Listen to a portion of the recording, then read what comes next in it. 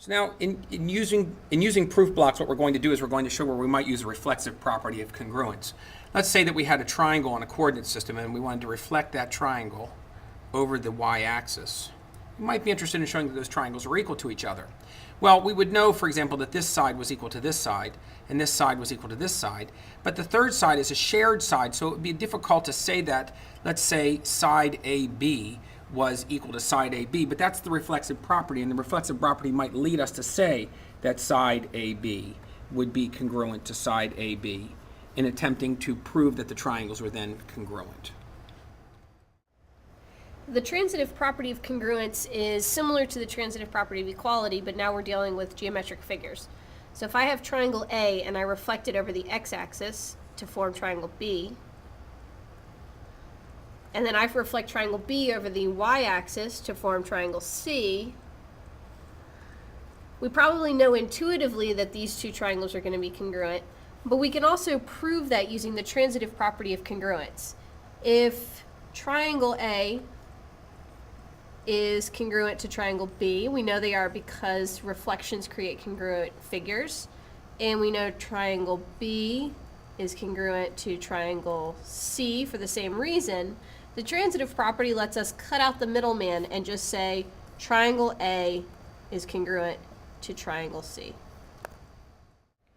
So when we use definitions in proofs, definitions can really go in either direction. This is a nice example of that. This one is something that you probably already understand and could use, that if an angle is 90 degrees, we call it a right angle. In practice, we might use it if you were given this information about a triangle. If we know triangle ABC has a 90-degree angle at A, and I wanted to establish that this is a right triangle, I would use the definition of a right angle to say, since the measure of angle A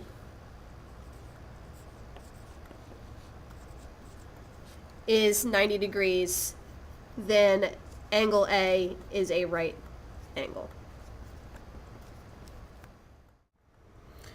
Now we're going to talk about what the definition of congruency is. Sometimes you'll be seeing yourself wearing a shirt that somebody else has the same shirt. You'll say, hey, we're wearing the same shirt. Well, that would be awkward because you'd both have to squeeze into the same shirt. What you really mean to say them is our shirts are the same, so we have congruent shirts. They're similar shirts, or they're the same to each other. The same's true with lines. We wouldn't say these are the same lines unless they were right on top of each other, unless CD was here. This is actually a translation, a glide here. Or this angle, we wouldn't say this angle was the same as angle 2, we would say they would have the same measure. And that's what the definition of congruency says. It says that the measures of AB and CD are equal, or the measures of an angle 1 and angle 2 are equal. Then we can say that AB is congruent to CD, which means the same size or the same length in this case, or that angle 1 is congruent to angle 2, which means the same size or the same measure in this case. We're going to talk about where we might use the definition of a linear pair. If we can show that an angle, like two angles, like angle 1 in this case and angle 2, form a straight line or a linear pair, if we have established that, then we can know that angle 1 and angle 2 are supplementary. We can say angle 1 and angle 2 are supplementary. We can even go a step further in that case and say that angle 1 plus angle 2, their measures, would be equal to 180 degrees in that case. The same could be said of, for example, angle 2 and angle 3 in this case. We could start off with angle 2 and 3 being supplementary, or the measure of angle 2 plus the measure of angle 3 equaling 180.